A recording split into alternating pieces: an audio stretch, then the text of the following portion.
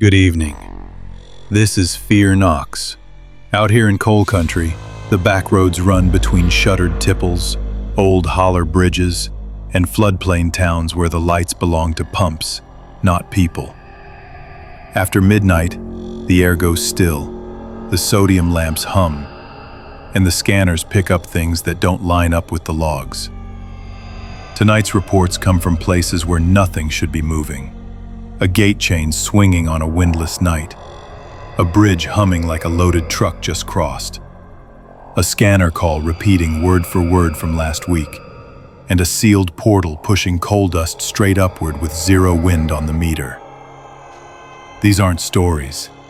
They're field notes from drivers, linemen, deputies, and watchmen who don't scare easy. If you're new here, subscribe so you don't miss our daily true horror. Comment your location and local time. Your messages help us release new stories every night. Let's begin.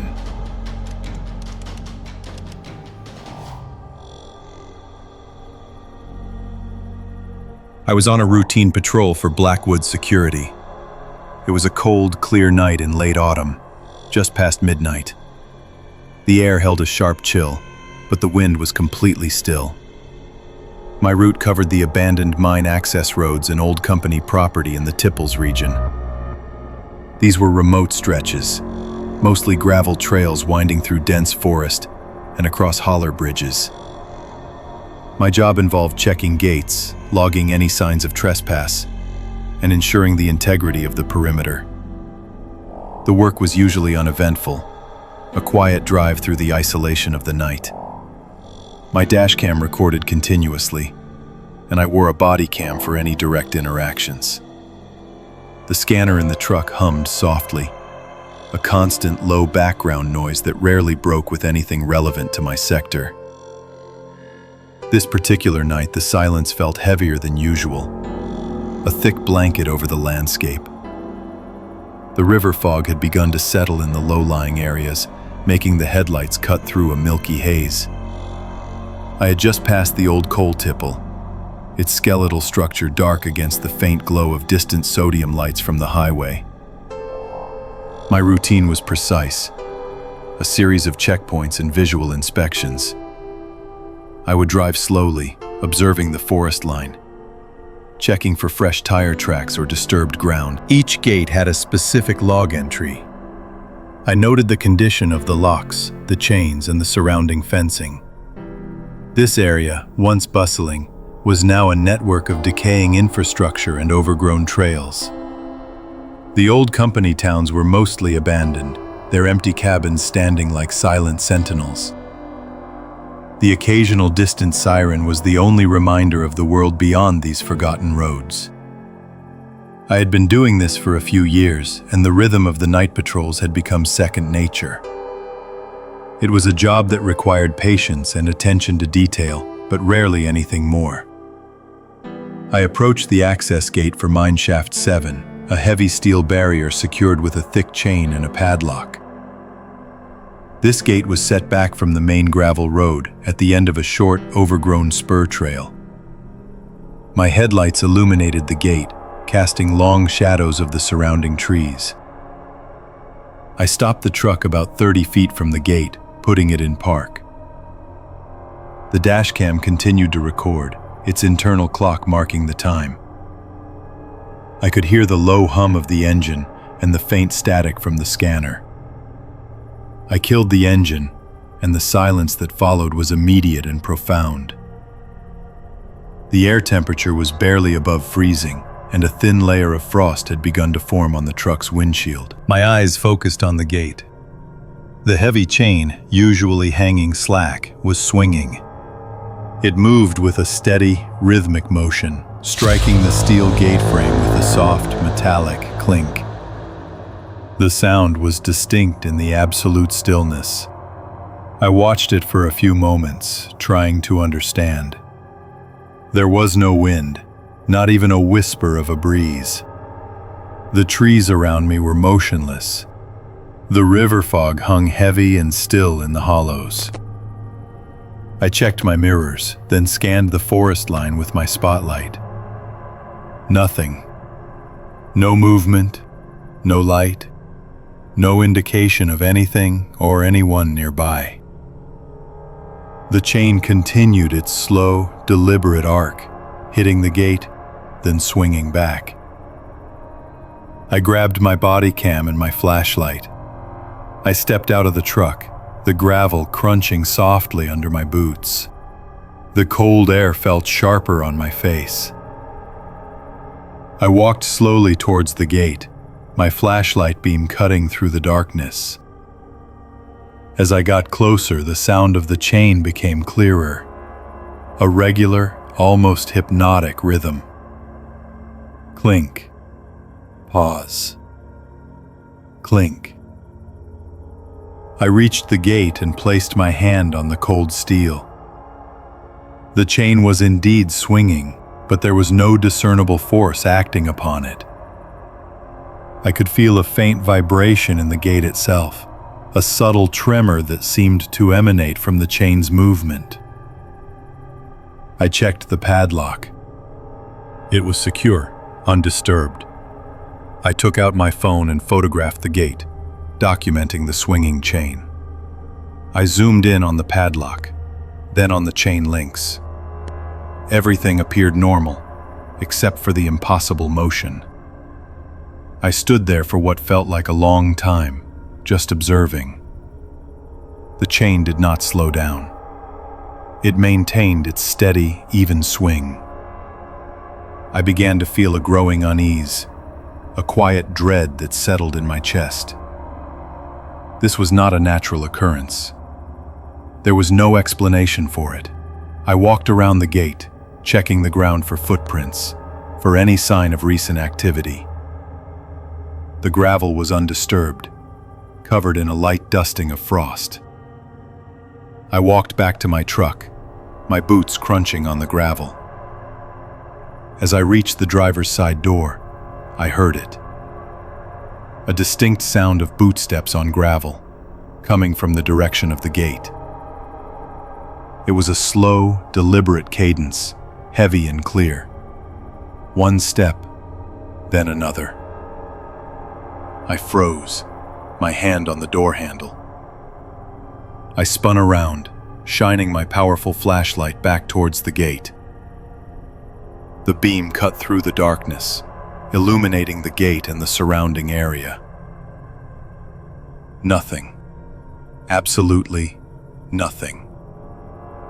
The chain was still swinging, but there was no one there. The bootsteps continued, moving away from the gate, deeper into the forest on the other side of the barrier. The sound was unmistakable, the crunch of gravel underfoot. I listened intently, my breath held. The steps faded, growing fainter, until they were gone. I stood there in the cold, the only sound now the rhythmic clink of the chain and my own ragged breathing. My heart was pounding, a heavy thud against my ribs. I slowly got back into the truck, my movements stiff. I started the engine, the sudden roar a jarring intrusion into the silence. I put the truck in drive and slowly backed away from the gate, keeping my headlights fixed on the area where I had heard the steps. I drove a short distance down the trail, then turned the truck around, facing the way I had come. I pulled out my tablet and began to type up a detailed report. I logged the time, the location, the observation of the swinging chain, and the auditory anomaly.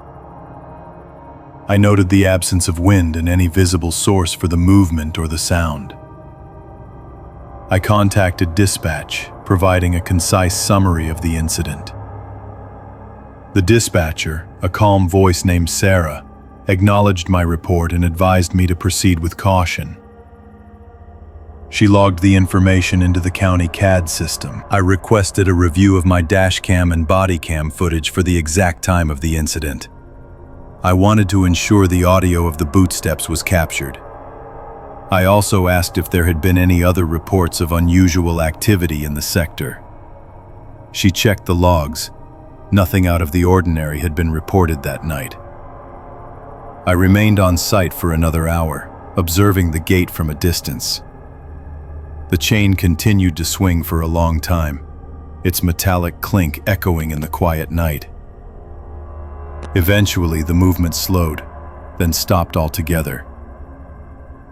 The silence returned, heavy and complete. I completed my patrol, but the rest of the night felt different. Every shadow seemed deeper, every rustle of leaves more significant. I submitted my report and the camera footage the next morning. The internal review confirmed the dashcam had indeed captured the distinct sound of bootsteps on gravel, with no corresponding visual. The body cam footage showed me reacting to the sound, turning the flashlight towards the empty forest. The official notes stated the incident was logged as an unexplained anomaly. There was no evidence of trespass, no damage to the gate, and no logical explanation for the chain's movement or the disembodied footsteps. The file was closed with no further action. I still patrol that sector.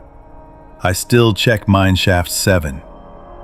The gate is always still now, the chain hanging motionless. But sometimes, when the night is particularly quiet and the river fog settles thick in the hollows, I can almost hear it again. The faint, rhythmic clink of steel and the soft crunch of boots on gravel, moving through the absolute darkness.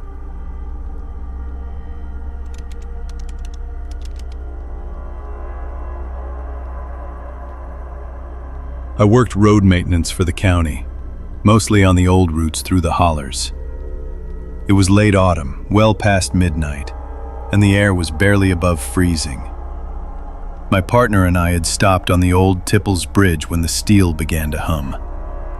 We were about an hour into our shift, heading back from a routine check of a washed-out culvert on the far side of the valley. The Tipples bridge was a single-lane truss structure spanning a narrow, slow-moving river. Its steel girders were old, painted a faded green, and it always vibrated slightly under a heavy load.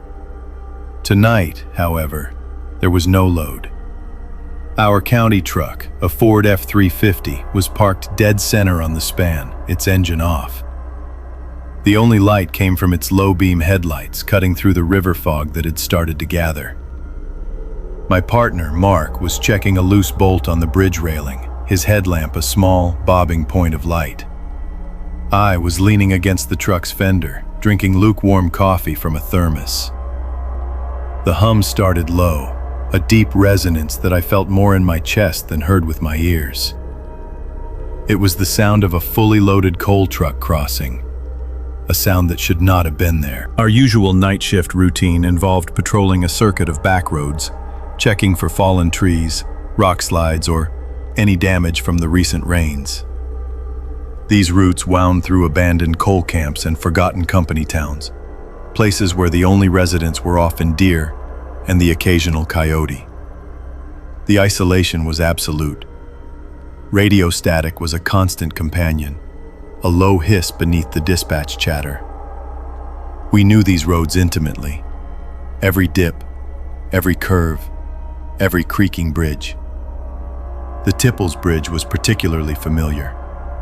It was a bottleneck, a single point of access for several old logging trails and defunct mine access gates. Traffic was rare after dark, almost non-existent after midnight. We were the only vehicle for miles, and the scanner had been quiet for a long stretch. The cold was a familiar presence, a sharp bite that kept us moving. The hum intensified, a deep, resonant thrumming that vibrated through the steel deck beneath my boots. It was a sustained, powerful vibration, far beyond anything our parked truck could generate. Mark straightened up, his headlamp beam sweeping across the empty road ahead and behind us. There was nothing. No headlights approaching. No distant engine noise. The fog was thickening, swirling around the bridge pilings below, obscuring the dark water of the river. We stood there for a few moments, listening to the impossible sound. It felt like the entire structure was alive, groaning under an invisible weight. Then, as suddenly as it began, the hum ceased. The silence that followed felt heavier than the sound had been, broken only by the gentle lapping of the river against the concrete abutments. Mark looked at me, his face pale in the faint glow of his headlamp. "Did you feel that?" he asked, his voice low. I nodded, my own voice caught in my throat. We both pulled out our phones, a habit born of boredom and a need to confirm the time. My screen showed 1:07 a.m. Mark's showed the same.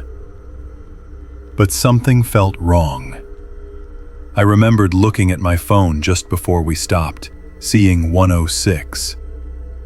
It was a small detail, but it nagged at me. I checked the dashcam display in the truck. Its internal clock, synced to GPS, also read 1:07. I scrolled back through the dashcam footage. The time code showed us pulling onto the bridge at 1:05. We had been stopped for about 2 minutes. The hum had lasted for perhaps 30 seconds. But the feeling of lost time persisted. It was a subtle, unsettling discrepancy, a minute that seemed to have vanished from our perception. We decided to drive across the bridge and check the other side. Mark started the truck, its diesel engine rumbling to life, a comforting, familiar sound after the strange silence. We crossed slowly, the tires crunching softly on the gravel approach on the far bank. The road here was unpaved, leading deeper into the forest, past the rusted remains of an old tipple. We stopped again, Mark shining his powerful spotlight down the road. There were no fresh tire tracks in the damp gravel.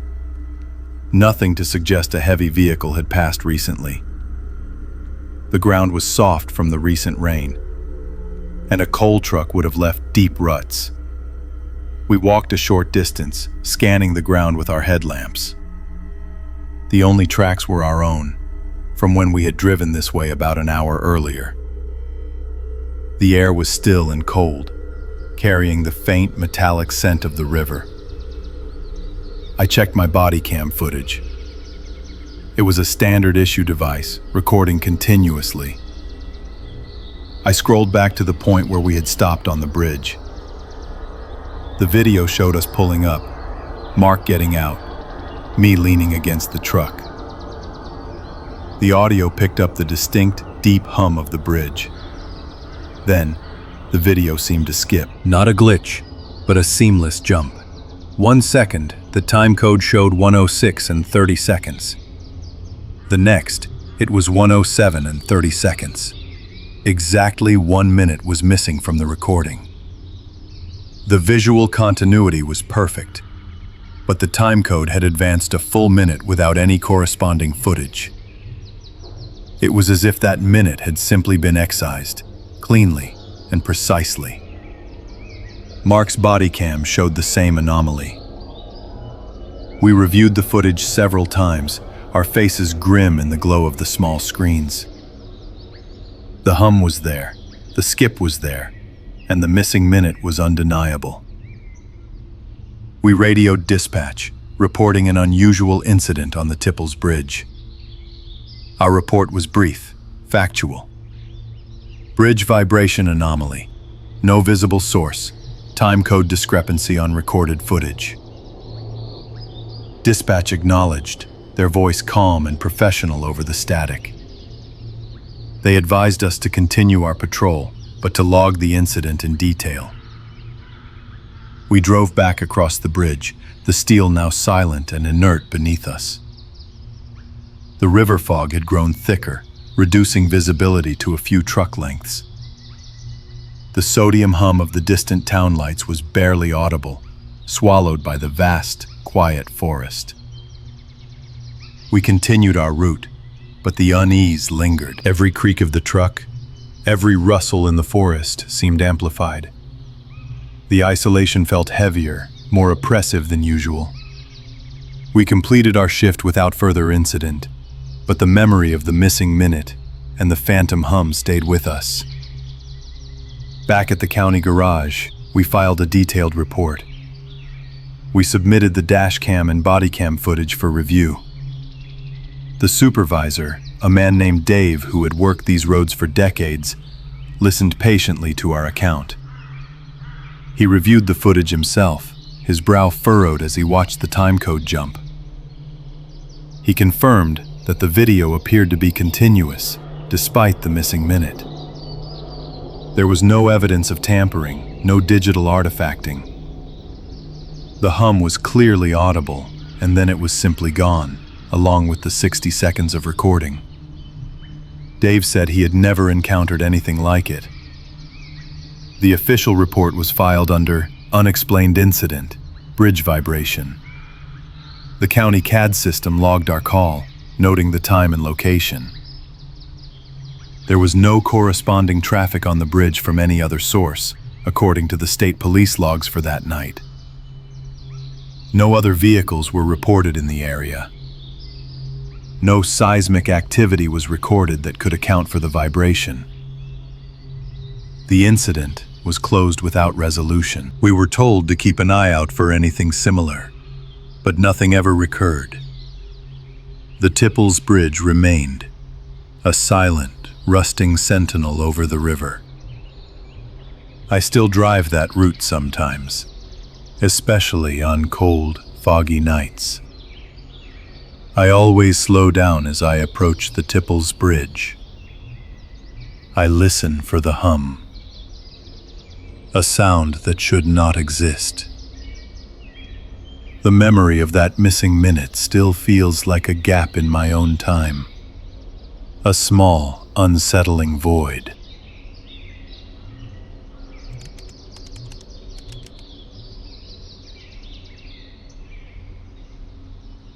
I was a volunteer firefighter, monitoring the county VHF scanner from my truck. It was late autumn, just before dawn, with a thin layer of frost coating the windshield. The air held a sharp metallic cold that morning. My route took me through the old coal belt, a familiar landscape of abandoned tipples and crumbling Holler bridges. I drove a county vehicle, a pickup truck equipped for field work, checking remote access gates and floodplains. This was part of my regular early morning patrol, a routine I had performed for years. The scanner provided background noise, a constant stream of low-priority traffic and occasional emergency calls. I knew the dispatchers by voice and the rhythm of their shifts. The truck's heater hummed, fighting the persistent chill. My dashcam recorded the journey, a standard procedure for all county vehicles. I also wore a body cam, mostly for documentation during site inspections. The isolation out here was profound, especially before sunrise. The only light came from my headlights cutting through the pre-dawn gloom. The first call came through just after 4 in the morning. The dispatcher's voice was clear, but with a slight edge of urgency. She reported a possible structure fire, a remote cabin, near the intersection of Old Mill Road and Tipple Creek Trail. This was a particularly isolated area, deep in the hollows, accessible mainly by gravel tracks.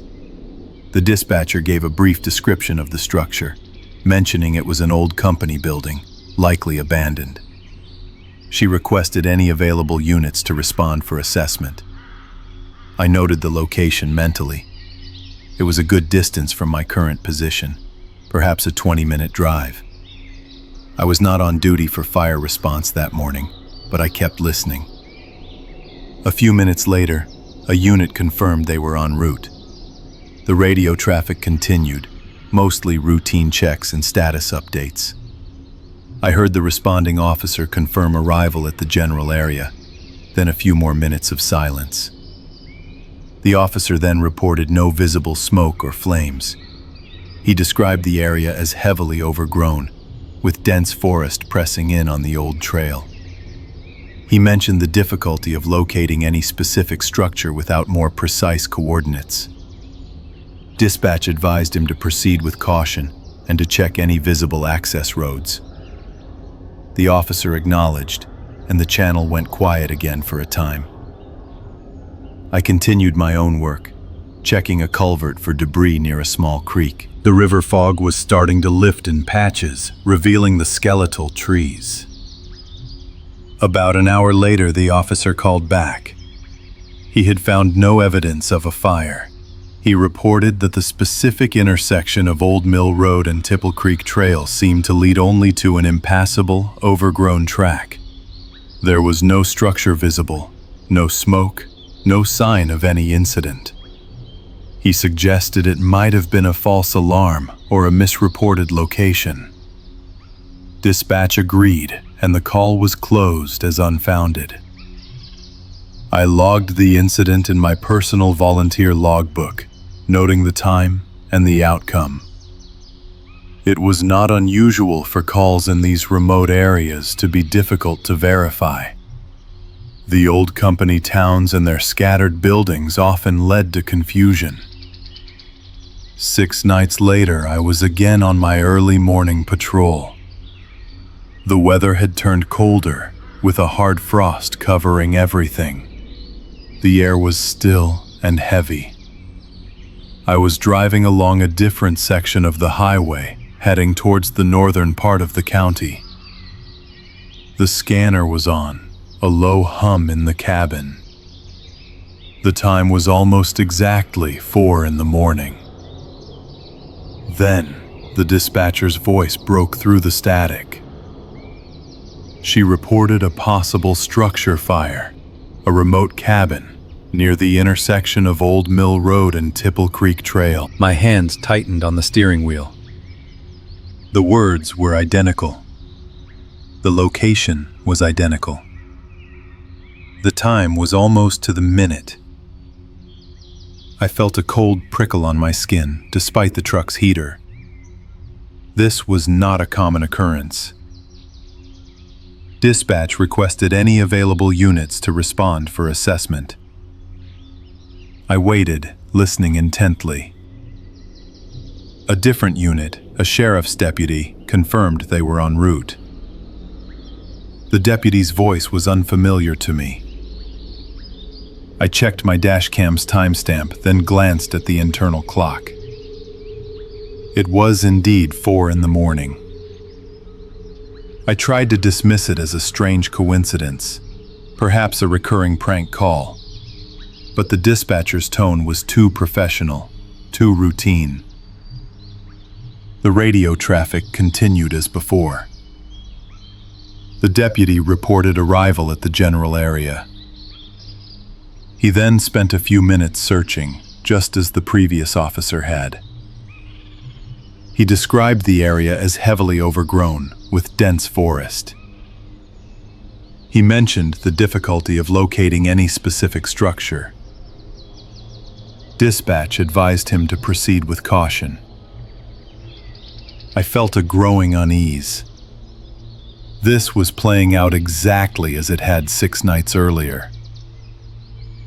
The details were too precise to be random.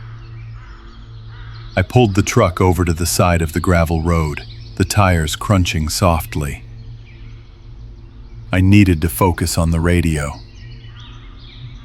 The deputy called back about an hour later. He had found no evidence of a fire. He reported that the specific intersection of Old Mill Road and Tipple Creek Trail seemed to lead only to an impassable, overgrown track. There was no structure visible, no smoke, no sign of any incident. He suggested it might have been a false alarm or a misreported location. Dispatch agreed, and the call was closed as unfounded. The words were an exact match for the previous incident report. I sat there for a moment, the truck idling, the headlights cutting through the lingering river fog. The cold outside felt more intense now. I immediately accessed the county's computer-aided dispatch or CAD system from my laptop. I searched for any active incidents at Old Mill Road and Tipple Creek Trail. The system showed no active call. I then searched for closed incidents from that morning. Nothing. The CAD system was blank for that location. I tried searching for the previous week, for the incident 6 nights prior. That entry was there, logged as an unfounded structure fire. The details matched my memory. But the call I had just heard, the one that had just concluded, was not in the system at all. It was as if it had never happened. I checked my personal logbook. The entry for the previous week was clear. I had noted the call, the location, the time, and the unfounded conclusion. I then reviewed the dashcam footage from my truck for that morning. The audio track clearly captured the dispatcher's voice, the deputy's responses, and the entire sequence of events. The timestamp on the video aligned perfectly with what I had heard. I replayed the audio several times, listening for any anomalies, any static or interference that might suggest a broadcast from outside the county system. The audio was clean, direct from county dispatch. I then went back to the CAD system, searching with different keywords, trying to find any trace of the second call. I checked the incident numbers from the previous week's call, looking for anything similar. There was nothing. It was as if the event had been broadcast on the county's official frequency, but had never been entered into the official record. This was a significant procedural breach, or something far stranger. Dispatchers log every call, even unfounded ones. The absence of this second incident was impossible under normal circumstances. I decided to report the anomaly. I contacted my supervisor, explaining what I had heard and what I had found, or not found, in the CAD system. I emphasized the exact duplication of the call details and the missing log entry. My supervisor listened patiently. He was a veteran of the department, familiar with the quirks of the old coal country. He advised me to compile a formal report, including the dashcam footage as evidence. He also suggested I check the county's official scanner tape archives for that morning. Accessing the official scanner tapes required a formal request. It took a few days. When I finally received the digital audio files, I began to review them. I started with the tape from 6 nights prior. The call was there, clear as day, exactly as I remembered it. The dispatcher, the responding officer, the details, the conclusion, everything matched. Then I moved to the tape from that morning, the one where I had heard the duplicate call. I listened through the entire 4 o'clock hour. There was nothing. The tape was silent during the exact window when I had heard the call. There was no dispatcher voice, no deputy response, no mention of Old Mill Road and Tipple Creek Trail. The official archive tape was blank for that specific incident. I replayed my dashcam audio alongside the official tape. My recording clearly showed the call happening, with the correct timestamps. The official tape showed silence. It was a complete mismatch. My supervisor and I reviewed the evidence together. He was visibly perplexed. He confirmed that the official tape was the master record, the unedited capture of all radio traffic. He could not explain how my recording, taken directly from the same frequency, could contain an incident that was absent from the master. We checked for equipment malfunctions on my end, but my scanner and recording devices were new and regularly calibrated. There was no indication of any fault. The incident was filed as an unexplained anomaly. There was no further investigation. The official conclusion was that my equipment might have somehow picked up a phantom signal, or that I had misremembered the details of the previous week's call. I knew this was not true. My dashcam footage was irrefutable. The evidence was there, on my recording, but it existed outside the official record. The isolation of those back roads, the deep hollows, the lingering river fog, it all seemed to hold a quiet, unsettling secret. I still drive those roads. I still monitor the scanner. Sometimes, late at night, when the static is heavy and the cold presses in, I find myself listening for that specific sequence of words, that particular location. I listen for the whisper of a call that never truly happened, but that I know I heard.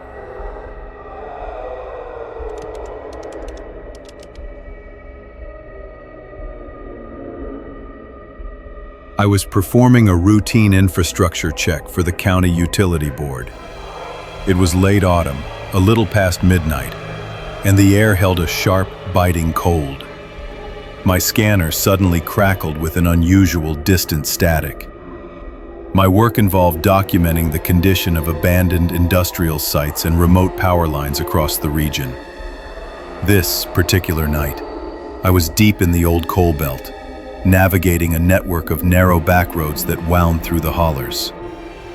The area was known for its forgotten tipples and decaying company towns, places where nature was slowly reclaiming what industry had left behind. My truck's headlights cut through the thick river fog that often settled in the low-lying areas, making the gravel road ahead appear and disappear in ghostly patches. The hum of the engine was the only consistent sound, occasionally joined by the distant, mournful wail of a train on the main line. I carried a dash cam and a body cam, standard issue for documenting site conditions and any unexpected findings. The scanner was always on, a low murmur of local dispatch traffic, mostly routine calls about minor incidents or animal control. It was a lonely job, but usually uneventful. A steady rhythm of observation and logging. The static on the scanner was not unusual in itself. Reception was often poor in these valleys. What caught my attention was the specific frequency and the way it seemed to pulse, almost like a faint whisper trying to break through. I was approaching the old Blackwood tipple, a massive skeletal structure of steel and concrete that had been abandoned for decades. It stood on a floodplain, overlooking a sluggish creek, its conveyor belt a rusted scar stretching up the hillside. The access road to the tipple was barely more than a trail, overgrown with scrub brush, and marked by a rusted, half-open mine access gate. I slowed the truck, preparing to pull off the main road and make my visual inspection. My routine involved parking a short distance from the structure, then walking the perimeter to photograph any structural degradation or signs of recent trespass. I would log my observations into a tablet, noting everything from graffiti to erosion patterns. The air was barely above freezing, and a thin layer of frost had begun to form on the truck's windshield. I killed the engine, plunging the immediate area into near-total silence, save for the faint gurgle of the creek and the continued, low static from the scanner. The isolation out here was profound, a heavy blanket that pressed in from all sides. I reached for my body cam, preparing to step out into the cold night. Then, it happened. Without warning, a powerful floodlight mounted high on the tipple structure flickered to life. It was a sodium vapor lamp, casting an intense pale yellow light that instantly cut through the fog. The beam washed over the long, decaying conveyor belt, illuminating the rusted steel and the remnants of rubber in stark detail. My breath caught in my throat. The tipple had been disconnected from the power grid for at least 30 years. There were no active lines, no generators, nothing that could possibly power such a light. I stared, my mind struggling to process what I was seeing. The light hummed with a low, electrical thrum, a sound that seemed impossible in that dead place. I immediately grabbed my dash cam, ensuring it was recording, and then activated my body cam. My hands were steady, trained to document anomalies, even those that defied explanation. I focused the camera on the floodlight, then slowly panned across the illuminated conveyor, trying to capture the impossible glow. The light was steady, unwavering, a beacon in the absolute darkness of the floodplain. I checked my scanner again. The static had intensified, a low guttural growl that seemed to emanate from the tipple itself. I could feel a faint vibration in the truck's floor, a subtle tremor that I initially dismissed as my own nerves. I pulled out my thermal imager, a standard piece of equipment for detecting heat signatures. I aimed it at the floodlight pole, then at the base of the tipple.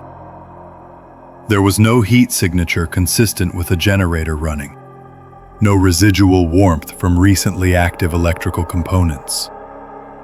The meter box on the pole, which I had checked on a previous visit, was empty, its wires long since cut and removed. Yet the light burned, bright and steady. I watched, my eyes straining in the pale glow. After what felt like several long minutes, the floodlight began to move. Slowly, almost imperceptibly at first, it pivoted. It shifted just a few degrees, perhaps 5, its beam now falling slightly to the left of the conveyor, illuminating a section of the overgrown embankment beside it. The movement was deliberate, controlled, not a random sway in the wind. The static on the scanner spiked, a sudden burst of white noise that made me flinch. Then it settled back into that low, pulsing hum. I felt a cold dread seep into my bones, a feeling far deeper than the chill of the night air. This was not a malfunction. This was something else entirely. I considered my options. My protocol for unexpected activity at abandoned sites was to observe, document, and report. Approaching the tipple felt profoundly wrong. The light had a quality that felt almost watchful, its pale color washing the scene in an unnatural hue. The steel structure of the tipple seemed to absorb the light, casting deep, shifting shadows that danced with the river fog. I could hear the faint, high-pitched whine of the sodium lamp, a sound that seemed to vibrate through the very ground. I decided to maintain my distance, continuing to record everything. I took several photographs with my handheld camera, zooming in on the floodlight and the area it now illuminated. The ground around the tipple was soft, muddy from recent rains, and I could see no fresh tracks in the pale light. The mine access gates were still rusted shut, the chain unbroken. There was no sign of human presence, no vehicle, no footprints. The only thing out of place was the light. I watched it for what felt like an eternity, the cold seeping into the truck cabin. The light remained fixed in its new position, bathing the embankment in its eerie glow. The static on the radio continued its low, unsettling rhythm. I felt an intense sense of isolation, a feeling that I was the only living thing for miles around, observing something that should not exist. After about an hour, I contacted dispatch. I kept my voice calm, reporting an unusual power anomaly at the Blackwood tipple. I described the floodlight, its unexpected activation, and its subsequent pivot. Dispatch confirmed there were no scheduled activities or maintenance crews in the area. They logged my report and advised me to remain on site, maintaining a safe distance until a county sheriff unit could respond. It would take them some time to reach such a remote location. I continued to record, the dash cam capturing the scene through the windshield, the body cam pointed at the tipple from my position inside the truck. The cold was relentless, and the river fog seemed to thicken, swirling around the base of the tipple like a living thing. The sheriff's deputy arrived about an hour and a half later, his cruiser's headlights cutting through the fog as he pulled up behind my truck. I briefed him, showing him the live feed from my body cam and the photographs I had taken. He was a young man, but his expression grew serious as he looked at the tipple. The floodlight was still on, still casting its pale, impossible glow. We approached the tipple together, moving slowly, our flashlights cutting through the fog. The deputy checked the mine access gates, confirming they were still secured. We walked to the base of the floodlight pole. The meter box was indeed empty, the wires cut clean decades ago. There was no generator, no hidden power source, nothing to explain the light. The deputy tried to reach the light fixture itself, but it was mounted too high. He took his own photographs and made notes in his logbook. We spent another hour searching the immediate vicinity, walking the perimeter of the tipple and checking the surrounding forest. We found no footprints, no tire tracks, no evidence of anyone having been there. The ground was soft enough that any recent activity would have left clear marks. The only thing we found was the light, still burning, still humming with its impossible sodium glow. The deputy eventually called his supervisor, explaining the situation. The official response was one of bewilderment. There was no logical explanation. The incident was logged as an unexplained power anomaly and a potential trespass, though the latter seemed unlikely given the lack of evidence. I submitted my full report, including all video and photographic evidence, to my supervisor the next morning. The incident was filed away, a strange entry in the county CAD system. My supervisor reviewed the evidence, shaking his head. He had no explanation either. The official notes simply stated that the source of the power could not be determined. There was no follow-up investigation, no further action taken. The tipple was already abandoned, already a ghost. The event left a quiet residue in my mind. I still drive those back roads, still check those remote sites. Sometimes, late at night, when the fog rolls in and the scanner whispers with static, I think of that pale, impossible light. I still hear the low hum of the sodium lamp, a sound that should not have been there.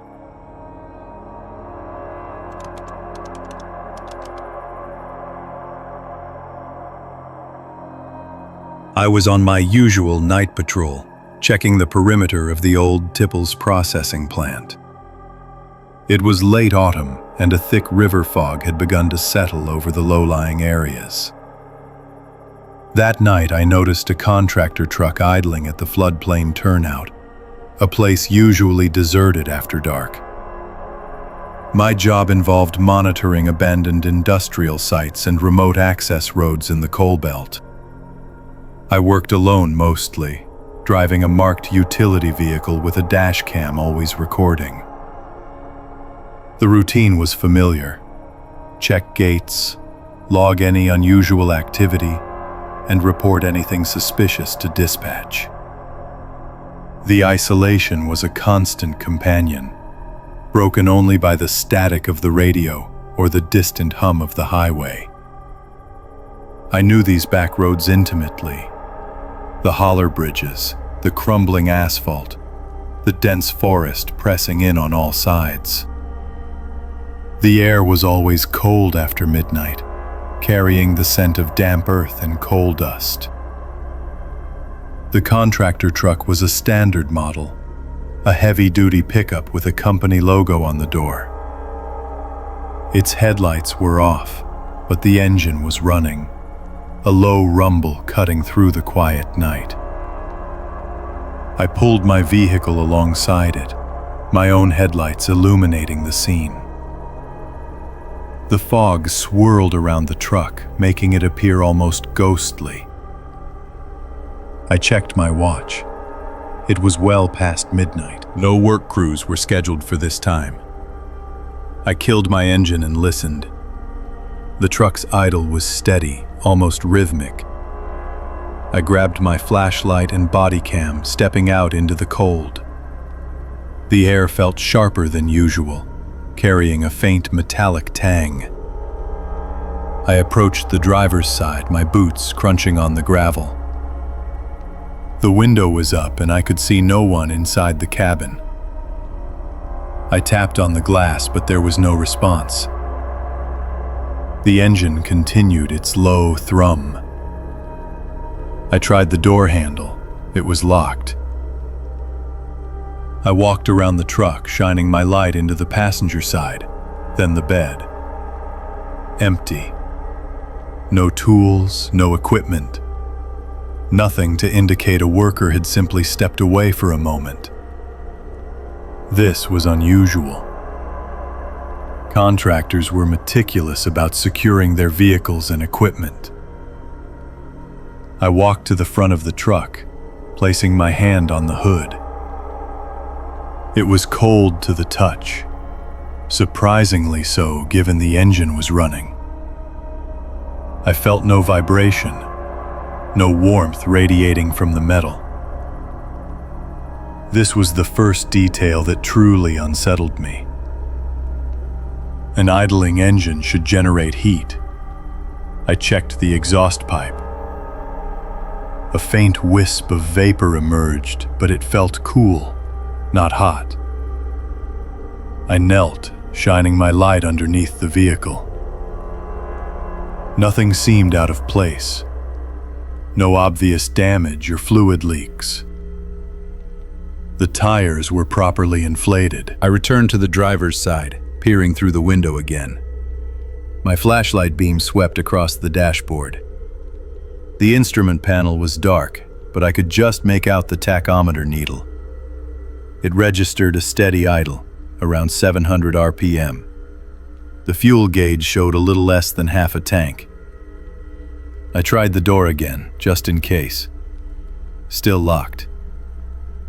I walked back to my vehicle, radioing dispatch. I reported an abandoned contractor truck, engine running, no visible occupants. Dispatch acknowledged, asking for the company name on the door. I gave them the details.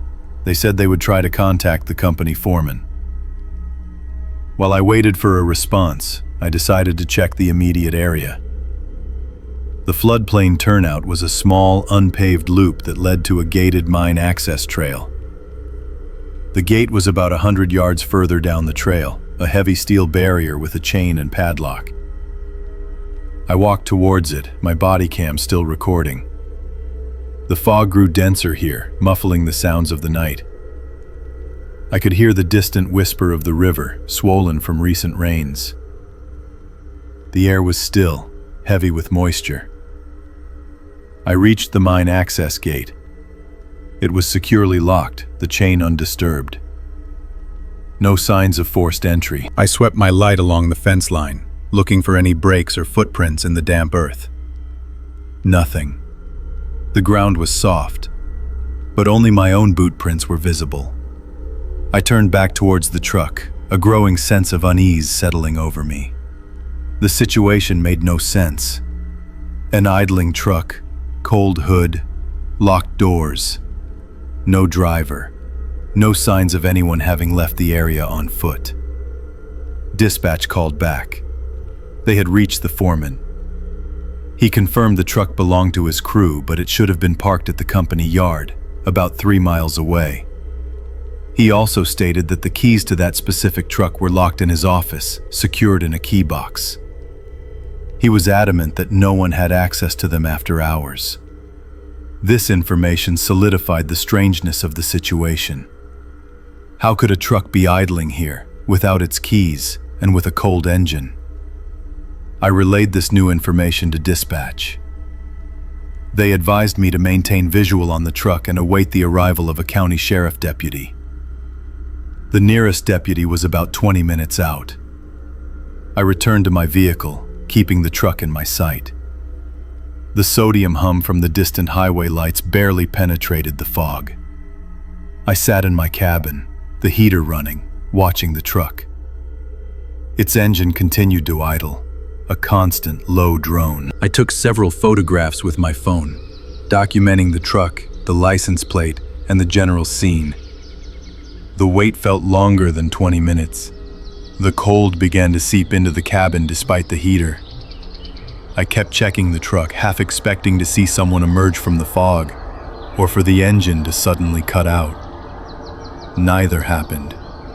The silence of the night, broken only by the truck's engine and the occasional static burst from my radio, became oppressive. I thought about the cold hood, the tachometer reading, the locked keys. It defied any logical explanation I could conjure. Finally, I saw the flashing blue lights in the distance, cutting through the fog. The deputy arrived, his patrol car pulling up behind mine. He was a younger officer, but he had a serious demeanor. I explained the situation, reiterating the details about the cold hood and the locked keys. He listened carefully, his brow furrowed. He approached the truck cautiously, shining his powerful flashlight over it. He confirmed my observations. Locked doors, no occupants, engine idling. He also placed his hand on the hood, his expression shifting to one of clear bewilderment. The deputy called his own dispatch, relaying the strange circumstances. He then used a Slim Jim tool to gain entry to the truck, a standard procedure for abandoned vehicles. He opened the driver's door.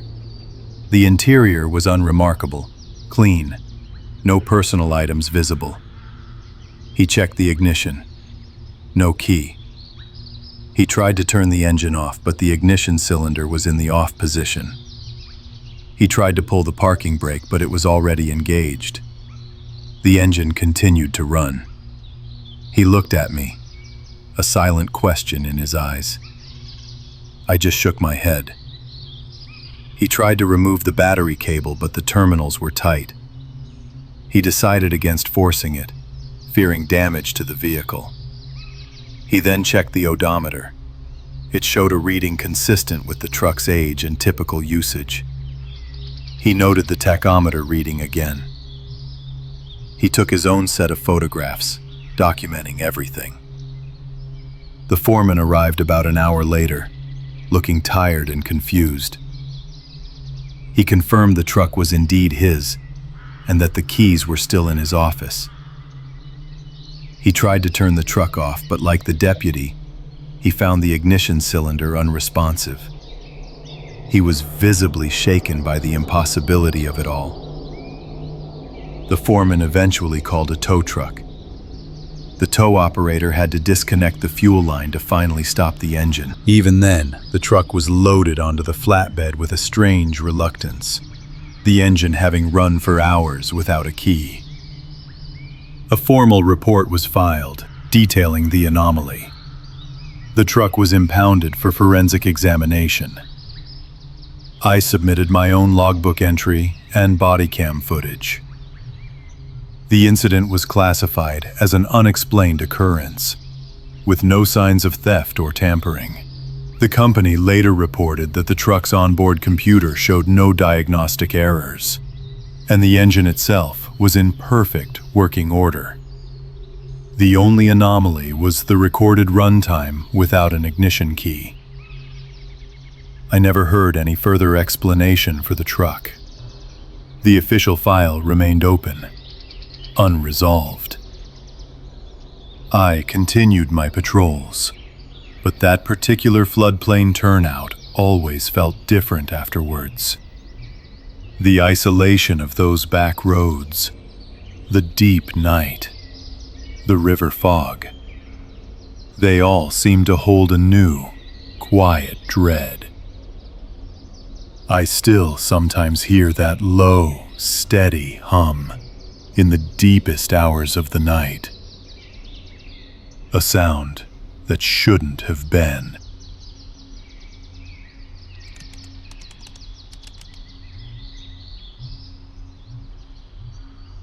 I was performing a routine check of environmental sensors along a remote river system. It was late autumn, well past midnight, and the air held a sharp chill that promised frost by dawn. A thick, low-lying fog had settled over the water, obscuring the far bank entirely. My truck idled quietly near an old, single-lane bridge that crossed a backwater cut. The structure was steel, its rivets showing decades of exposure to the elements. The only light came from my headlights, which struggled to penetrate the dense vapor. The usual night sounds of the forest were muffled, creating an unusual stillness that felt heavier than usual. I was logging the sensor data into my tablet, the screen a small, bright rectangle in the gloom. The radio crackled with distant static, a familiar companion on these isolated routes. Then, a low, rising wail began to echo from the direction of the nearest town, several miles away. It was the monthly emergency siren test, a sound I knew well from countless nights in the field. This particular siren always seemed to carry further in the cold, damp air. As the siren's wail peaked and then began its slow, descending hum, something else seemed to stir within the fog across the water. It was a faint, indistinct sound, almost like a whisper carried on the cold air, a sound that did not belong to the siren's fading resonance. I paused my work, listening intently, my breath visible in the cold.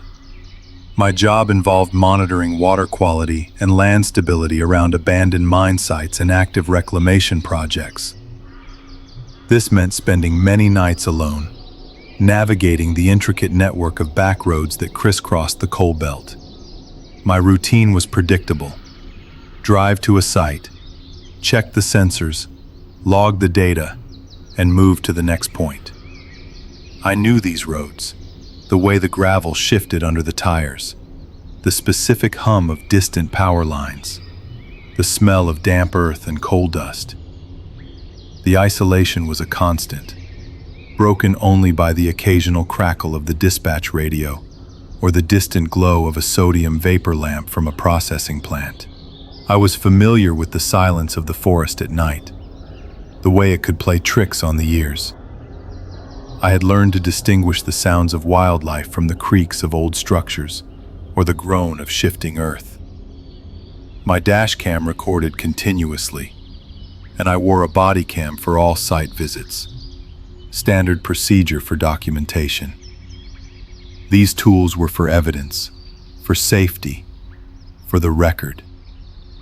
They were not for recording the unexplainable. The siren's wail finally faded into a low, almost imperceptible hum, leaving the night quiet once more. But the other sound did not vanish with it. It became clearer, a low murmur that seemed to drift directly from the dense fog on the far side of the backwater cut. It was not a single voice, but several, indistinct and overlapping.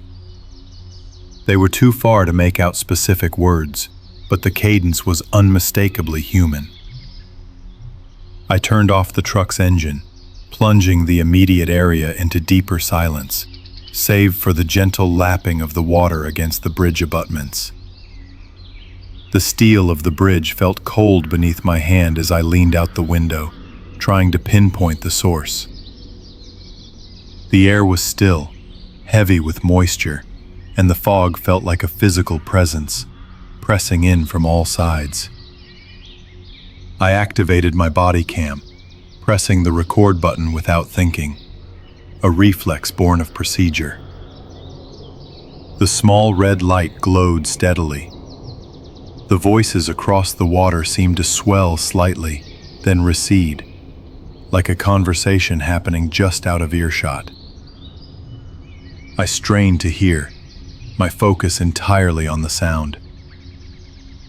Then, for a brief moment, a single word seemed to detach itself from the murmur, carried with startling clarity across the water. It was a road name, Tipple Road.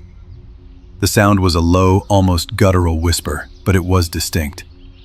Tipple Road was an old logging and mine access route, now largely abandoned. A major landslide several years prior had rerouted the main access, leaving the original path overgrown and impassable for vehicles. It was a road known only to locals, a ghost of a route that appeared on older maps, but was rarely used. The mention of it, spoken from the impenetrable fog, sent a cold shiver down my spine that had nothing to do with the temperature. I listened for another few minutes. The voices continued their low, indistinct murmur, occasionally rising and falling. There was no urgency, no distress in their tone, just a steady, quiet presence.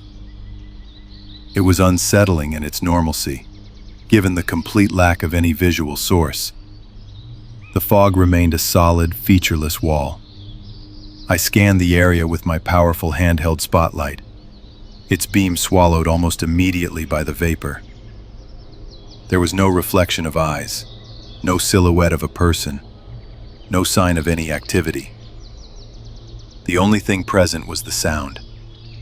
The steel bridge began to vibrate faintly, a low thrumming that I felt more than heard. It was likely just the natural expansion and contraction of the metal in the cold, but in that moment, it added to the pervasive sense of unease. The sodium hum from a distant, unseen processing plant was the only other artificial sound, a constant, low drone that seemed to underscore the isolation.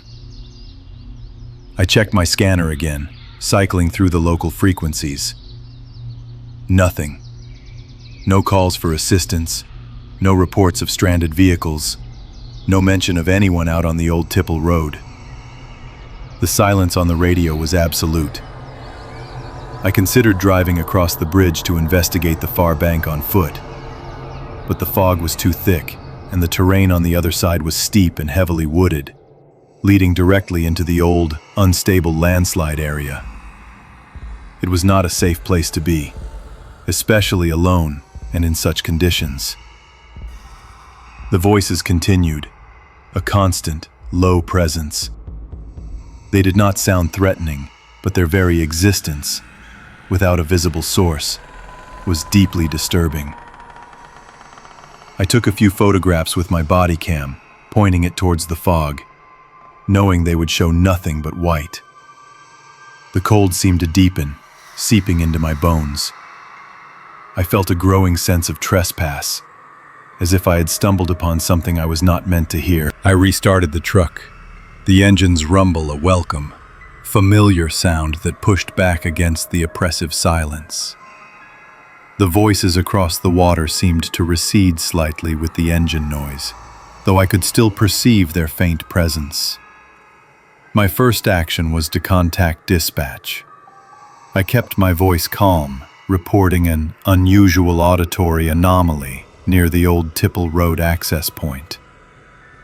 I explained that I was hearing what sounded like human voices coming from the fog across the backwater cut, but with no visual confirmation. Dispatch acknowledged, their tone professional but with a hint of skepticism. They checked their logs and county CAD system. There were no calls for service in that area, no reports of missing persons, and no known activities. I drove slowly away from the bridge, heading towards the main highway, then took a detour to approach the old Tipple Road from its other, blocked-off end. The gravel track was rough, barely maintained, and my headlights struggled to cut through the lingering patches of fog that clung to the low-lying areas. The forest pressed in close on both sides, dark and silent. After about a mile, I reached the rusted mine access gate that marked the official end of the passable road. Heavy chains secured it, and a faded "No Trespassing" sign hung crookedly. Beyond the gate, the old road was clearly visible, a narrow trail disappearing into the dense undergrowth and the remaining fog.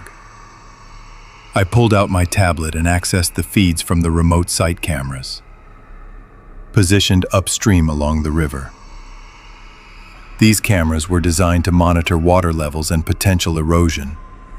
but they also offered a limited view of the surrounding terrain. I cycled through the live feeds, zooming in where possible. The images were grainy, distorted by the fog. But there was no sign of any movement, no heat signatures, no indication of anyone or anything moving along the old road or near the riverbanks. The cameras showed only the swirling mist and the dark outlines of trees. I filed a detailed report with dispatch, noting the exact time, location, and the specific road name I had heard. I also uploaded the body cam footage, knowing the audio would be the only real evidence. A county sheriff's patrol unit was dispatched to the area to conduct a physical check. I waited at a safe distance, watching their flashing lights disappear into the fog down the gravel road. After about an hour, the deputy reported back to dispatch. They had found nothing. No vehicles, no footprints, no signs of anyone having been in the area. The fog had begun to lift slightly, but the area remained deserted. The deputy noted the extreme isolation of the location and the difficulty of navigating the old road in the dark. I reviewed my body cam footage in the quiet of my truck. The audio was clear enough. The siren test was prominent, then the low murmur, and then, unmistakably, the whispered words, "Tipple Road." The sound was chilling, a disembodied utterance from the depths of the fog. The lack of any physical evidence, combined with the clear audio, created a profound sense of unease. It was an anomaly that defied explanation, a sound without a source, a presence without a body.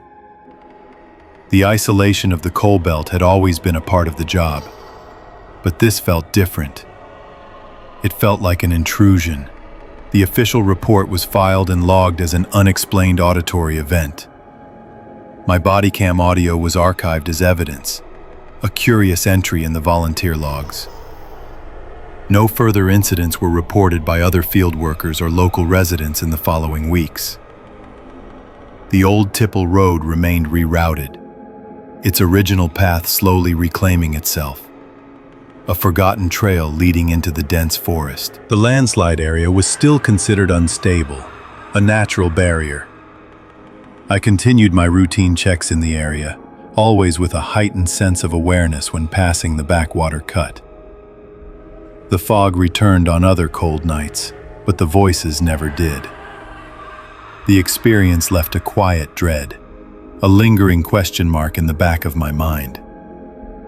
It was a reminder of how little we truly understand about the remote corners of the world, and what sounds might carry on the cold night air when the conditions are just right. The isolation of those back roads felt heavier after that night, imbued with a new, unsettling potential. Sometimes, when I am out on a particularly still night, and the fog rolls in thick and low over the river, I hear it again. Not the actual voices, but the memory of them, a phantom whisper in the quiet. The faint utterance of a forgotten road, carried on the cold air, just beyond the reach of any logical explanation. It is a sound that stays with you, a quiet echo in the profound silence of the forest. The hum of the distant sodium lights, the static on the radio, they all seem to carry that faint, unsettling resonance.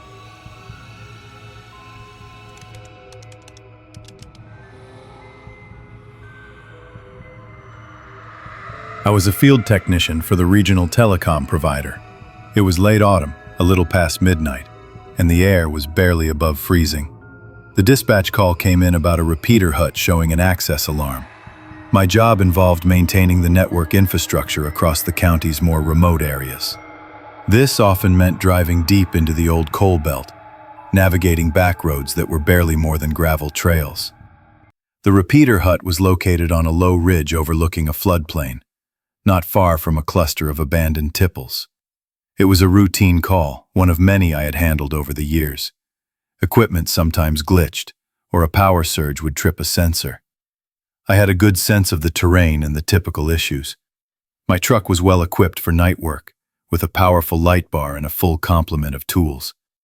I always kept my radio tuned to dispatch, a constant low hum in the cabin. The isolation out there was profound, especially at night. The repeater hut was a standard issue, a small steel structure about the size of a garden shed. It housed critical communication equipment, boosting signals across the rugged topography. Access was controlled by a keypad and a heavy-duty lock.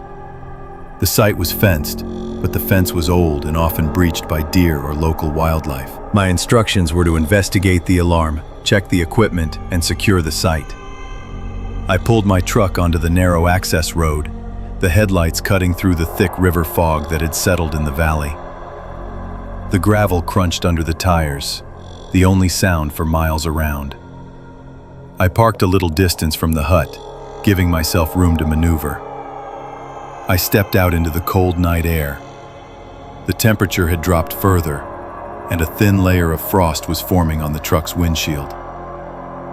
The fog was dense, muffling all sound, making the isolation feel even more complete. I grabbed my toolkit and my heavy-duty flashlight. The beam cut a stark path through the swirling mist. There was no visible damage to the fence line as I approached, no obvious signs of forced entry. The gate was still latched, though it felt a little loose in my hand. I made my way to the hut door, my boots crunching on the frozen ground. The air felt still and heavy. The alarm system had been triggered about an hour earlier. Dispatch had tried to reset it remotely, but the fault persisted. This suggested a physical breach or a serious equipment malfunction. I checked the keypad. The display was dark. I tried my access code, but nothing happened. The system was unresponsive. I then noticed something unusual. The heavy steel door, designed to open inward, had scuff marks along its bottom edge. These marks ran outward, as if the door had been forced open against its intended direction, dragging across the concrete pad.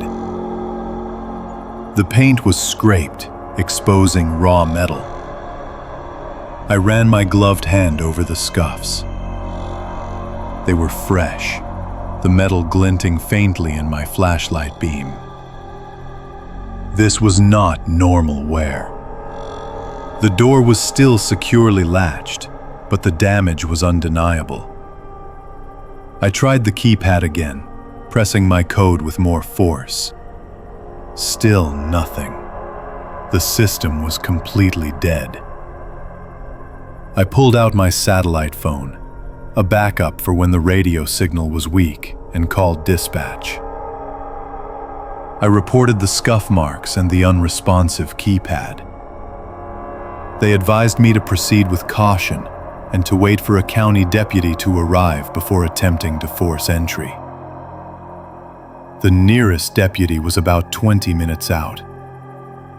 While I waited, I walked a slow perimeter around the hut. The ground was hard, frozen solid, making it difficult to find clear footprints. The fog was thick, reducing visibility to only a few yards. I swept my flashlight beam across the surrounding forest line. The trees stood like silent sentinels, their branches heavy with moisture. I heard nothing but the faint hum of my truck's engine and the distant static on my radio. The isolation was palpable. I took a few photographs of the door scuffs with my work phone, documenting the damage. The cold was starting to seep into my bones. About 15 minutes later, I saw the faint glow of headlights through the fog, approaching from the highway. It was the deputy. He pulled up behind my truck, his cruiser's light bar casting a soft, pulsing blue glow into the mist. Deputy Miller was a familiar face, a quiet man who knew these backroads as well as I did. I explained what I had found, pointing out the scuff marks on the door. He examined them carefully, his own flashlight beam joining mine. He agreed that the damage was suspicious. The door was designed to be robust, resistant to casual attempts at entry. Deputy Miller tried the keypad himself, then checked the lock. He confirmed it was still engaged. We discussed the possibility of a power failure, but the internal equipment should have been running on backup batteries. He suggested we try to force the door open, but carefully, to preserve any potential evidence. I retrieved a pry bar from my truck. The steel door was heavy, but with Miller's help, we managed to get enough leverage to pop the latch. The door swung open with a low groan, scraping again across the concrete. The sound was amplified by the dense fog. Inside, the hut was dark. The emergency lights were not active. I stepped in first, my flashlight beam sweeping the small space. The air inside was cold, colder than it should have been. The equipment racks were still in place, but the main power unit was offline. The backup batteries were drained. This was unusual. They were designed to last for several days. I checked the internal logbook, kept on a small shelf near the door. The last entry was from my last service visit, nearly a month ago. There were no new entries. Deputy Miller checked the interior for signs of a struggle or theft. Nothing appeared to be missing. All the sensitive equipment was still there.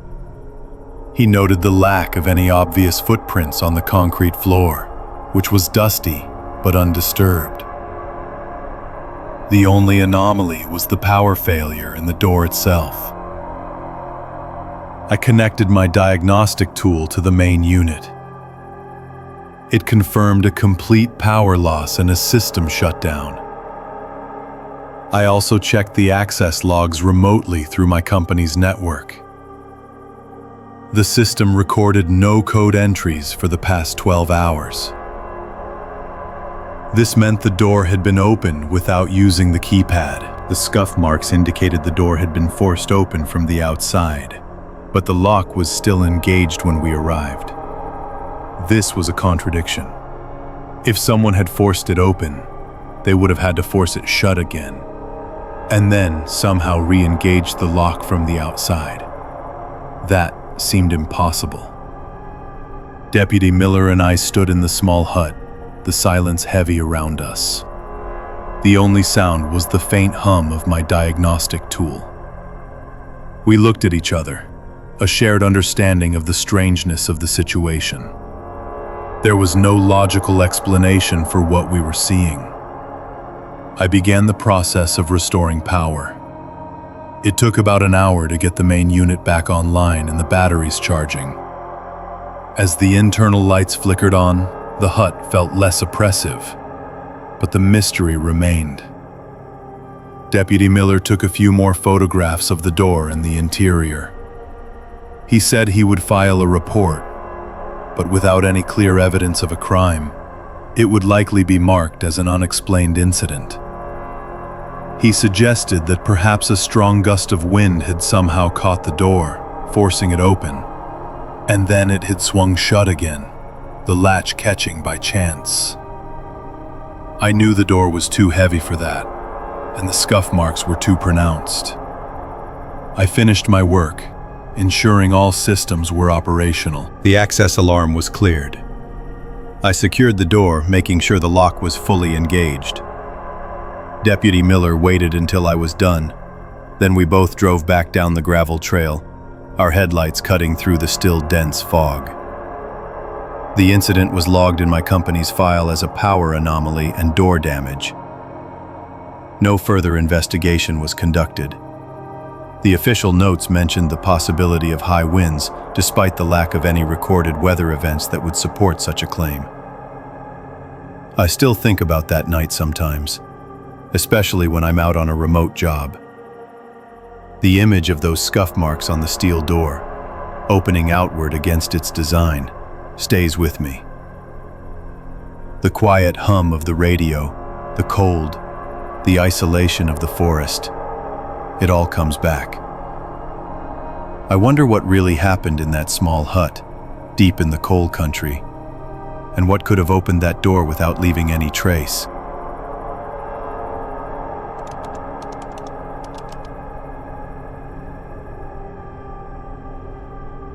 I was a sheriff's deputy, responding to a disabled vehicle call.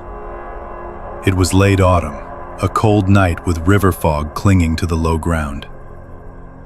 The radio transmission from dispatch carried a faint, persistent hum. The call came in just after midnight. A sedan was reportedly stalled on the old truss bridge over the Black Fork River, not far from the abandoned Tipples coal processing plant. This was a remote stretch of road. A single lane of cracked asphalt winding through floodplains and past overgrown mine access gates. The bridge itself was a relic, a latticework of rusted steel girders that vibrated under the weight of any passing vehicle. My patrol unit, a standard county cruiser, moved slowly through the thick air. My headlights cut weak paths into the swirling mist. The scanner crackled with distant, unrelated traffic, a constant background noise in these isolated hollers. I noted the temperature was barely above freezing. The air felt heavy and damp against the windshield. My routine patrols often took me through these parts of the county. The landscape was a patchwork of forgotten company towns and reclaimed forest, dotted with the skeletal remains of industrial structures. Most calls out here involved minor traffic incidents, trespassers near old mine shafts, or the occasional domestic dispute in one of the few remaining cabins. I knew the roads well, the way the gravel shifted under tires, the sudden dips and rises. My dashcam was always recording, a standard procedure for all field units. My body cam was also active, clipped securely to my vest. These devices were part of the job, silent witnesses to every interaction and every mile covered. They provided an objective record, a layer of protection and accountability. I trusted their function implicitly. The night was quiet, save for the hum of my engine and the occasional distant siren from a neighboring county. The isolation was a constant companion out here, a deep, pervasive silence that swallowed sound. As I approached the bridge, the sodium lights from the old plant cast a sickly orange glow on the fog. I saw the sedan then, a dark shape against the steel framework. It was a late model, a common domestic make, sitting motionless in the middle of the span. No hazard lights were active. No one was visible inside. I pulled my cruiser to a stop about 50 feet behind it, positioning my vehicle to block the lane and provide some illumination. The bridge groaned faintly under the weight of my car. I activated my overhead lights, casting a pulsing red and blue across the scene. The river below was a dark, unseen presence, its cold breath rising into the fog. I grabbed my flashlight and stepped out, the cold air immediately biting at my exposed skin. The steel deck of the bridge felt solid under my boots, but the vibrations were palpable, a low thrumming that seemed to resonate through the soles of my feet. I moved slowly towards the sedan, my flashlight beam cutting through the mist. The passenger side window was down a few inches. I peered inside. The interior was empty. No keys in the ignition. No personal effects scattered on the seats. It looked abandoned, not just stalled. I checked the trunk and the back seat, finding nothing. The vehicle was unlocked. I ran the plates through dispatch. The owner was listed as a local resident, a man in his late 50s. No warrants, no alerts. I walked around the car, looking for any signs of damage or forced entry. There was none. The tires seemed fine. The engine was cold to the touch. It was as if someone had simply stopped the car, turned it off, and walked away into the fog. The silence was profound now, broken only by the distant hum of the sodium lights and the occasional creak of the bridge structure. I decided to check the immediate vicinity. The bridge was long, perhaps a quarter mile in length. On the far side, the road continued into a dense patch of forest before eventually connecting to a state highway. I walked to the edge of the bridge, shining my light down into the river. The water was dark and swift, reflecting nothing. I then walked towards the forest side, thinking the driver might have gone for help, or perhaps taken a shortcut through the woods. The ground was soft and muddy near the bridge abutment. I saw no footprints, no disturbed leaves. The fog was thicker here, almost a wall. I called out a few times, my voice swallowed by the damp air. There was no reply. The isolation felt heavier than usual.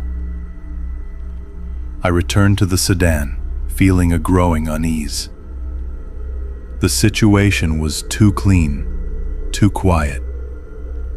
I decided to wait for a tow truck and then file a report. As I stood by the sedan, I noticed something odd. My body cam, which displayed a small time readout on its screen, seemed to be lagging. I glanced at my wristwatch. The body cam was behind by a few seconds. This was unusual. All our equipment was regularly calibrated. I checked the dashcam display in my cruiser. It showed the correct time, perfectly synchronized with my watch. I walked back to my cruiser, the discrepancy nagging at me. I stood by the open door, comparing the two displays. The dashcam was accurate. The body cam was still off. I stepped back onto the bridge deck, moving towards the sedan again. As I did, I watched the body cam display. It continued to tick slowly, losing more time. It was a subtle drift, but noticeable. I walked back to the cruiser, then back to the sedan, repeating the movement a few times. Each time I was on the bridge deck, the body cam's internal clock would slow. The moment I stepped off the steel structure and onto the asphalt approach, it would snap back to normal, catching up those lost seconds in an instant. It was like a brief, silent jump cut. I tried to replicate it, stepping on and off the bridge. The effect was consistent. On the bridge, the clock drifted. Off the bridge, it corrected itself. My dash cam, recording from inside the cruiser, showed no such anomaly. Its time display remained perfectly stable. I recorded the phenomenon with my phone, pointing it at the body cam display as I moved. The phone's own clock remained accurate. This was not a device malfunction in the usual sense. It was localized, tied directly to the bridge itself. I called dispatch again, reporting the abandoned vehicle and requesting a tow. I made no mention of the clock anomaly. It felt too strange, too difficult to explain over the radio. I knew it would sound like a malfunction, and I had no way to prove otherwise without the video evidence. I waited by my cruiser, watching the fog swirl around the bridge. The sodium hum from the plant seemed to intensify, a low, resonant thrumming that vibrated through the ground. I considered walking the entire length of the bridge again, but the thought felt less appealing now. The cold had seeped into my bones, I felt a quiet dread settling over me. The idea of time itself being affected, even in such a small, localized way, was unsettling. It defied explanation. The tow truck arrived about an hour later. The driver, a man named Frank, was familiar with the area. He grumbled about the cold and the fog. I explained the situation with the abandoned sedan. He hooked it up quickly. I watched him work, my gaze occasionally drifting to my body cam display. It continued its strange dance, slowing on the bridge, correcting off it. I kept my observations to myself. Frank finished securing the vehicle and drove off, his taillights disappearing into the fog. I remained on the bridge for a few more minutes, running a final check. The air was still, the silence profound. I took a few photographs of the empty bridge, just for the record. The steel structure seemed to loom larger in the absence of the sedan, a dark skeleton against the pale sky. I filed my report back at the station. It detailed the abandoned vehicle, the tow, and the owner information. I made no mention of the clock drift. It felt like something that belonged in a different kind of file, not a standard incident report. I reviewed the body cam footage later that morning. The video itself played back normally, but the embedded timestamp, which was pulled directly from the device's internal clock, showed the same 3-second discrepancy. It would jump forward, then slow, then jump again. The dashcam footage, however, was perfectly smooth, its timestamp consistent throughout. I saved both files, labeling them carefully. The incident was officially closed as an abandoned vehicle. The owner was contacted and retrieved his car. He claimed he had run out of gas and walked home, forgetting to call for a tow. His story felt thin, but there was no evidence to contradict it. The body cam was sent for diagnostic testing. The technicians found no faults. They recalibrated it, as they did with all equipment on a regular schedule. I never mentioned the bridge.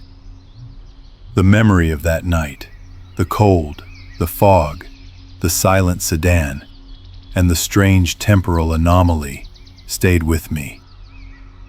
I still drive past that bridge sometimes on patrol. I never stop on it anymore.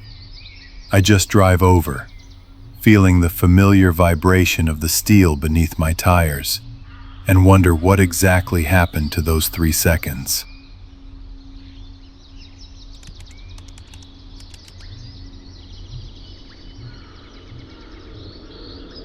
I worked as a field technician for the county, primarily documenting infrastructure and conducting routine environmental checks across the old coal belt. It was late morning on an early spring day, the air barely above freezing, carrying the damp scent of thawing earth and distant wood smoke. The monthly flood siren test began precisely at noon, a familiar, piercing sound that cut across the valley.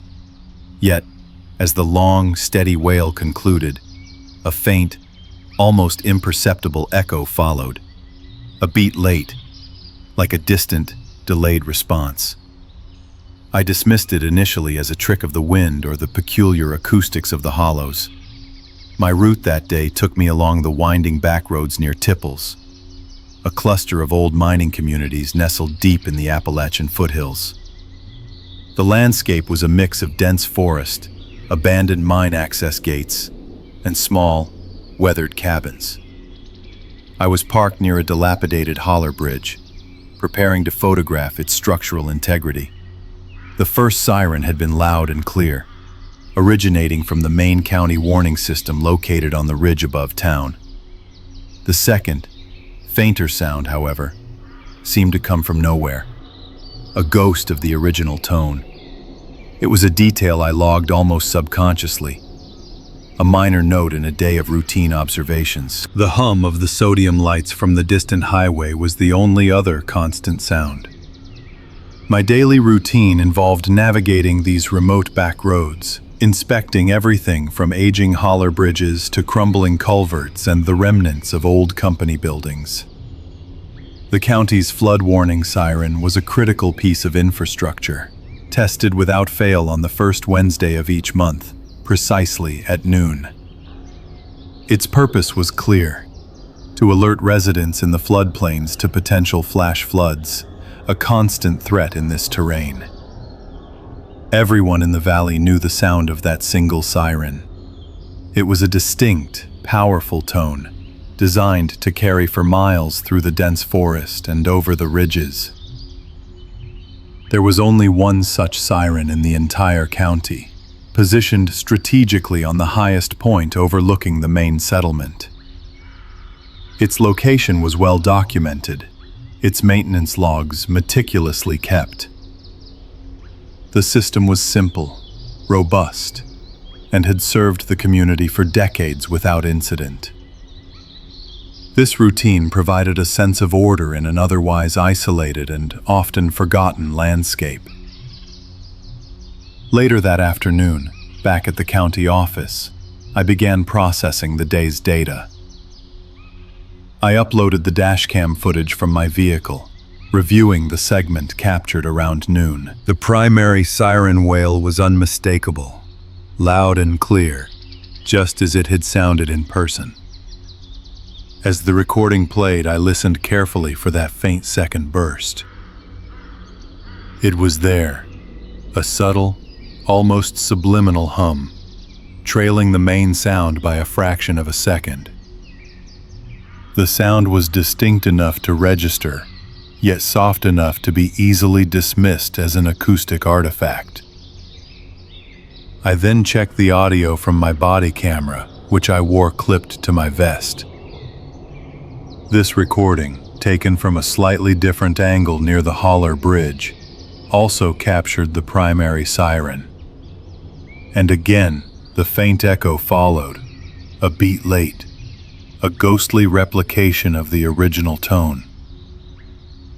The consistency across two separate recording devices, from different points of view, began to shift my initial dismissal into something more unsettling. I remembered I had also used my personal phone to record a quick voice note about a specific structural defect on the bridge.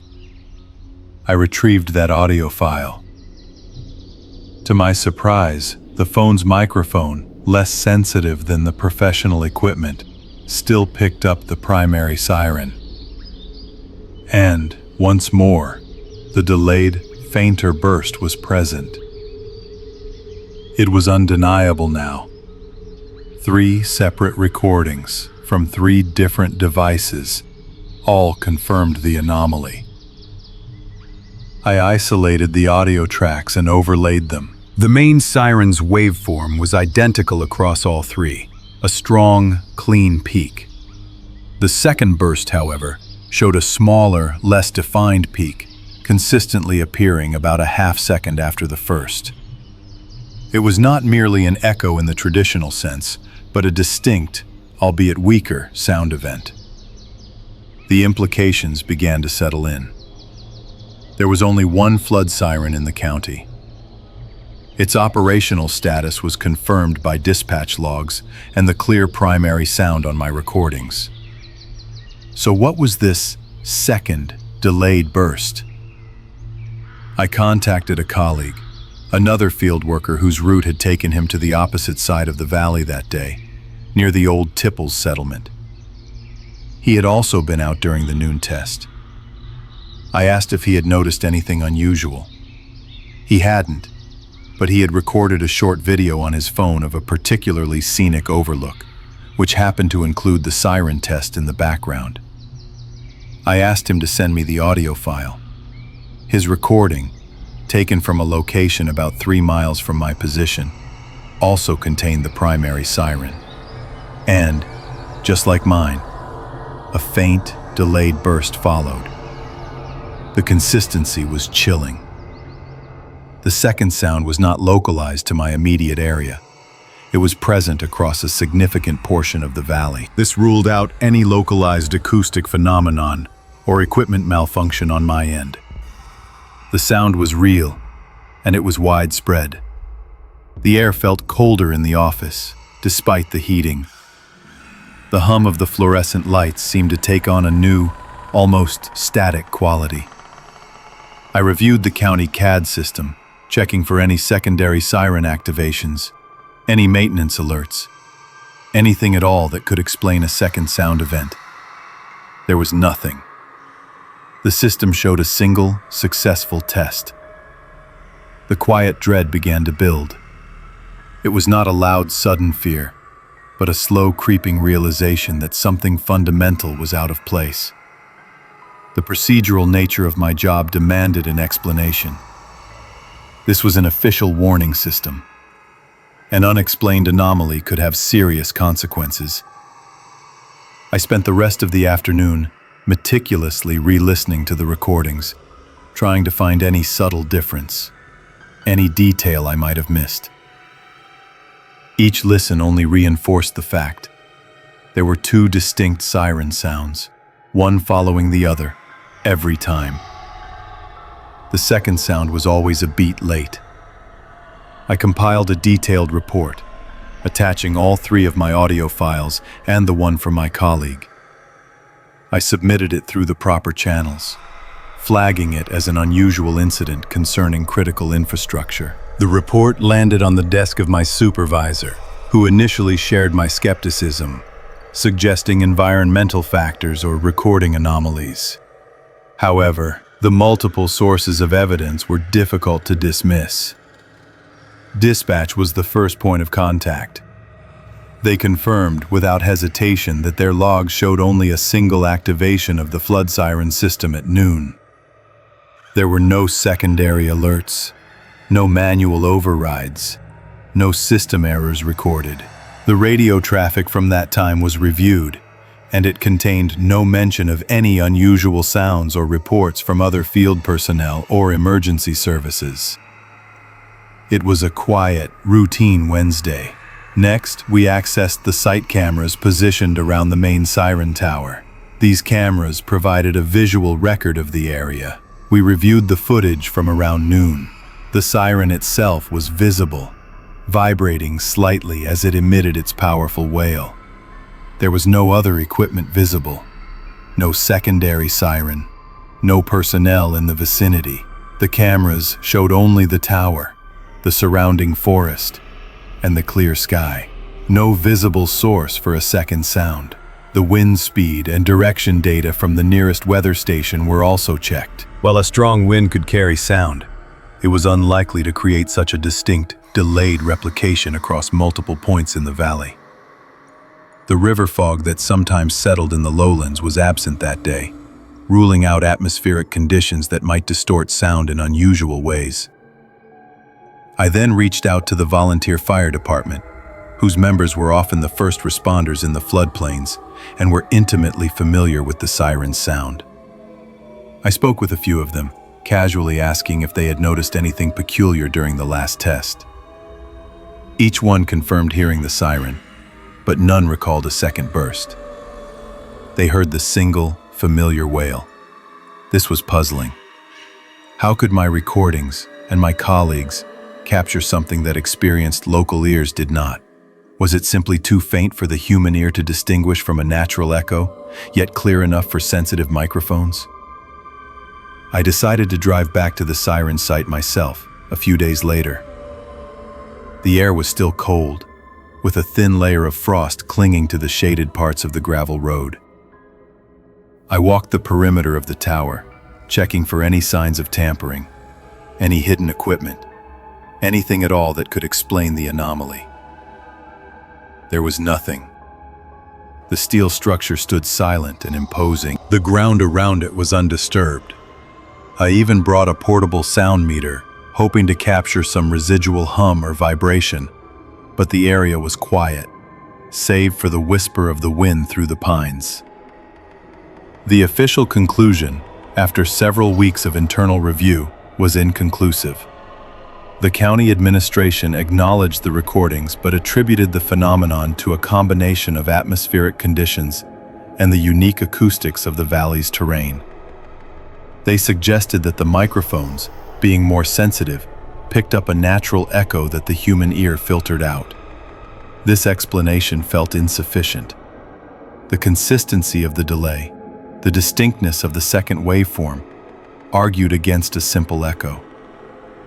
An echo would typically decay more gradually, not present as a separate, albeit weaker, burst. The lack of any other reports from the public or emergency services was used as further evidence that it was not a significant issue. My report was filed, marked as unexplained acoustic anomaly. The file was closed. The incident was officially closed, filed away in the county's digital archives. The official notes reiterated the explanation of atmospheric conditions and acoustic peculiarities. My supervisor, while understanding my persistence, had to defer to the lack of any concrete physical evidence of a second siren. I understood the procedural necessity of their conclusion, but I did not accept it. The evidence from the recordings was too precise, too consistent, to be dismissed as a mere trick of sound. It was not a simple echo. It was a distinct, delayed event. The experience left a lingering unease, a quiet dread that settled deep within me. It was the unsettling feeling of knowing something was fundamentally out of alignment with the known world, yet being unable to prove it to others. The isolation of the back roads, the silent forests, and the forgotten cabins seemed to hold a new, subtle menace. Every first Wednesday of the month, precisely at noon, I found myself listening with a heightened sense of awareness. I still do. The sound of the siren, once a comforting signal of safety, now carried a faint, unsettling question. Sometimes, when I am out on a remote trail or driving the highway late at night, the static on the radio momentarily cutting out, I think I hear it again. That faint, second burst of the siren, a beat late. It is a whisper in the cold, still air, a sound that seems to come from nowhere and everywhere at once. It reminds me that some things remain unexplained, existing just beyond the edge of what we can document or understand.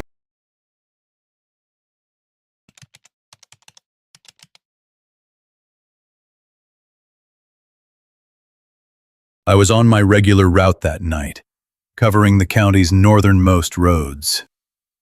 The air was barely above freezing, a typical late autumn chill. Then, I saw the first anomaly, a faint shimmer in the headlights where no moisture should have been. My job involved maintaining the less traveled stretches of highway and gravel roads, mostly in the old coal belt. This meant early mornings or late nights, often alone, navigating the winding routes that snake through hollows and along floodplains. The county snowplow, a heavy Ford F-550, was my office. It was equipped with a dash cam, a two-way radio, and a basic anemometer mounted on the roof. I also carried a body cam for any incidents requiring documentation. My routine was usually uneventful, just the steady hum of the engine and the occasional crackle of the radio. I knew these roads intimately. Every dip, every sharp bend, every abandoned tipple structure. The isolation was a constant companion, broken only by the distant siren of an emergency vehicle or the sodium hum of a distant town. This particular night, the air was still, heavy with the scent of damp earth and decaying leaves. A thin river fog had settled in the lower elevations, clinging to the Holler bridges and obscuring the deeper ravines. I was driving a little past midnight, heading towards the old Blackwood mine access road, a dead-end spur that rarely saw traffic. The road surface was dry, no frost yet, despite the cold. My dashboard thermometer read about 34 degrees Fahrenheit. As I rounded a particularly tight bend, where the road was cut deep into the hillside, the headlights swept across a sealed mine portal. It was an old entry, bricked up decades ago, a common sight in this region. The portal was tucked into a sheltered recess, protected from any prevailing wind. That's when I saw it. A column of fine black dust, rising steadily from the ground directly in front of the sealed entrance. It was a dark, almost solid-looking plume, about the height of a man, perfectly vertical. My anemometer, a small digital display on the dash, read 0.0. There was no wind, not even a whisper of a breeze. The air inside the cabin was still. I slowed the plow, my foot easing off the accelerator. The vehicle's steel vibration was the only movement I felt. I pulled over to the shoulder, about 50 feet from the portal. The dust column remained, unwavering. It was too fine to be smoke, too dense to be mist. It looked like coal dust, but it was lifting, not settling. I opened my window a crack, just enough to let in the cold night air. Immediately I tasted it. A sharp, acrid flavor, unmistakably coal. It coated my tongue and throat, a dry, gritty sensation. I coughed, a deep, involuntary reaction. The taste lingered. I checked the anemometer again. Still 0.0. The dash cam was recording as always. I reached for my body cam, clipped it to my vest and activated it.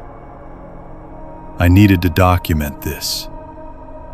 The situation felt wrong, fundamentally out of place. The silence outside the truck was profound, broken only by the distant hum of my engine. I stepped out, the gravel crunching under my boots. The cold air felt sharper now, carrying that same coal taste. I walked slowly towards the portal, keeping a cautious distance. The column of dust was mesmerizing, almost hypnotic in its stillness. It was a deep, matte black, absorbing the light from my headlights. There was no sound coming from it, no hiss or rush of air. It simply rose, a steady, impossible stream. I took a few photographs with my phone, capturing the column against the dark backdrop of the hillside. The sealed portal itself seemed unchanged, the old bricks still mortared tight. There was no visible crack or opening from which the dust could be escaping. It appeared to be rising directly from the ground, just in front of the brickwork. I stood there for a few minutes, observing, trying to find a logical explanation. My mind cycled through possibilities. A localized thermal updraft, a strange geological vent, some kind of industrial residue. None of it fit the complete lack of wind and the specific nature of the dust. The taste of coal was becoming more pronounced, almost suffocating. My throat felt dry and raw. I backed away, slowly, never turning my back on the column.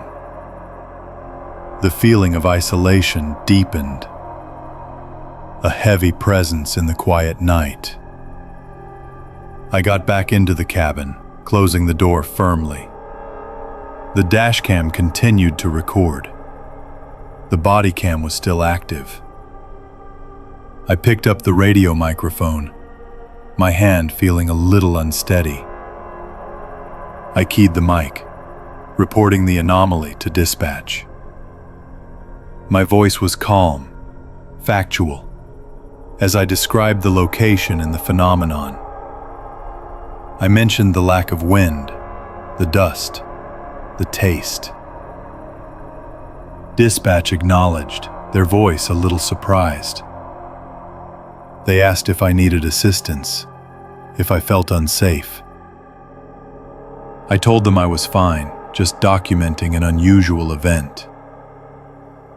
They said they would log the report and notify the county sheriff's office. I waited for about an hour, observing the dust column. It did not waver, did not diminish. The taste of coal in the air remained constant. I made a second pass, driving slowly past the portal, letting the dashcam get a closer view. The column was still there, unwavering. I then continued my route, completing the rest of my assigned roads. But the image of that black column stayed with me. I filed a detailed report when I returned to the depot, attaching the dashcam footage, the body cam recording, and the photographs. The incident was logged in the county CAD system.